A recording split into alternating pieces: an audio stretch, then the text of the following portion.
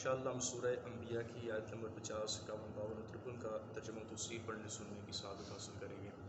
اعوذ باللہ من الشیطان الرجیم، بسم اللہ الرحمن الرحیم۔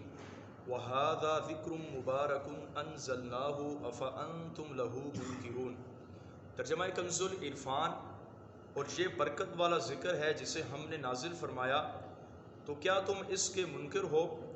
ارشاد فرمایا، جس طرح ہم نے حضرت موسیٰ علیہ السلام پر توریت نازل فرمائی، تو اے کفار مکہ، اسی طرح ہم نے اپنے حبیب صلی اللہ علیہ وسلم پر قرآن کریم فرقان مجید نازل فرمایا، اور اس قرآن کے منافع بہت کثیر ہیں، اور اس کے اندر بہت وسیع علوم ہیں، اور ایمان لانے والوں کے لیے اس قرآن میں بڑی برکتیں ہیں۔ اور جب یہ ظاہر ہو گیا کہ جس طرح ہم نے توریت حضرت موسیٰ علیہ السلام پر نازل فرمائی، اسی طرح ہم نے قرآن اپنے محبوب پر نازل فرمایا، تو اے کفار مکہ، کیا یہ سب جاننے کے باوجود تم قرآن مجید کے ہماری طرف سے نازل ہونے کا انکار کیوں کرتے ہو، حالانکہ تمہیں معلوم ہے۔ وَلَقَدْ آتَيْنَا إِبْرَاهِيمَ رُشْدَهُ مِن قَبْلُ وَكُنَّا بِهِ عَالِمِينَ إِذْ قَالَ لِأَبِيهِ وَقَوْمِهِ مَا هَٰذِهِ التَّمَاثِيلُ الَّتِي أَنْتُمْ لَهَا عَاكِفُونَ۔ ترجمہ کنز العرفان۔ اور بے شک ہم نے ابراہیم کو پہلے ہی اس کی سمجھداری دے دی تھی، اور ہم اسے جانتے تھے۔ اور یاد کرو جب اس نے اپنے باپ اور اپنی قوم سے فرمایا، یہ مجسمے کیا ہیں جن کے آگے تم جم کر بیٹھتے ہو۔ اب یہاں سے اللہ تبارک و تعالیٰ جل شانہ نے حضرت ابراہیم علیہ السلام کا واقعہ بیان فرمایا ہے۔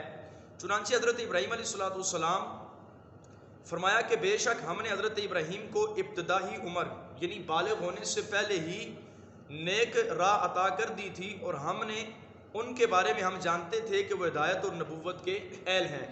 اور اسی طرح وہ وقت بھی یاد کرو کہ جب حضرت ابراہیم نے اپنے عرفی باپ اور اپنی قوم سے فرمایا کہ یہ تم درندوں، پرندوں اور انسانوں کی صورتوں کے بنائے ہوئے مجسمے کیا ہیں جن کے آگے تم جم کر بیٹھتے ہو، ان کے آگے آ کے اپنے سروں کو ٹیکتے ہو، ان سے حاجتیں مانگتے ہو۔ تو آپ علیہ الصلوۃ والتسلیم جب بالغ ہوئے تو بالغ ہونے کے ساتھ ہی آپ نے ان معبودان باطلہ پر اعتراضات شروع کیے۔ آپ نے فرمایا، یہ اپنے ہاتھوں سے تم تصویریں بناتے ہو، پھر ان مجسموں کو اپنا خدا بنا بیٹھتے ہو، حالانکہ تم بڑی بے وقوف قوم ہو۔ اور اس آیہ مبارکہ میں یہ فرمایا گیا کہ ابراہیم علیہ السلام نے اپنے باپ اور اپنی قوم سے فرمایا۔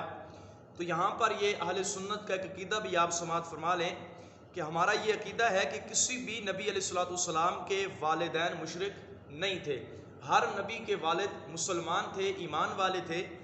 اب اس آیہ مبارکہ کے اندر حضرت ابراہیم علیہ السلام کی طرف باپ کی نسبت کی گئی، تو یاد رکھیے گا کہ یہ جو لغت عربی ہے، عربی کا یہ قانون ہے کہ عربی کے اندر باپ کو بھی والد کے معنی ہی میں شمار کیا جاتا ہے، یعنی باپ کے لیے بھی ابی کا لفظ آتا ہے اور چاچا کے لیے بھی ابی کا لفظ آتا ہے۔ تو باپ چونکہ چاچا باپ کے قائم مقام ہوتا ہے، تو اس لیے حضرت ابراہیم علیہ السلام کی طرف باپ کی نسبت کی گئی۔ تو یہاں سے مراد آپ کے والد نہیں بلکہ آپ کے چچا ہیں۔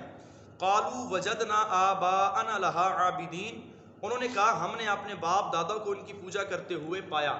جب حضرت ابراہیم علیہ السلام نے ان کے بتوں پر اعتراضات کیے تو وہ لوگ کہنے لگے کہ اے ابراہیم، ہم ان کی عبادت تب کرتے ہیں، ہم نے اپنے باپ دادا کو ایسے کرتے ہوئے دیکھا ہے، تب ہم ان کی عبادت کر رہے ہیں۔ اور ہمارے ہاں بھی یہ کہا جاتا ہے یہ کام تو ہمارے باپ دادا کے دور سے چلا آ رہا ہے، جی ہمارے باپ دادا کرتے تو ہم کر رہے ہیں۔ تو اس آیہ مبارکہ سے معلوم ہوا کہ باپ دادا جو کام شریعت کے خلاف کرتے رہے ہوں، ان کاموں کو کرنا اور ان کے کرنے پر اپنے باپ دادا کے عمل کو دلیل بنانا یہ کفار کا طریقہ ہے۔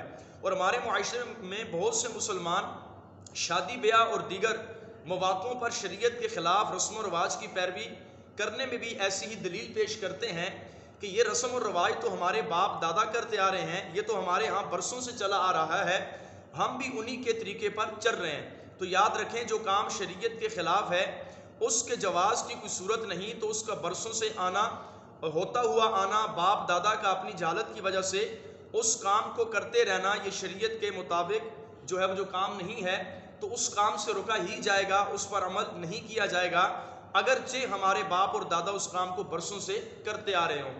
تو ابراہیم علیہ السلام کو بھی کفار نے یہی دلیل پیش کی کہ ان بتوں کی عبادت ہمارے باپ دادا کرتے ہیں، تب ان کی عبادت ہم کر رہے ہیں۔ اللہ تبارک و تعالیٰ کی بارگاہ میں دعا ہے اللہ کریم ہم سب کو ہر ایک خلاف شرع کام سے بچنے کی توفیق عطا فرمائے. آمین. آمین بجاہ النبی الکریم صلی اللہ علیہ وسلم.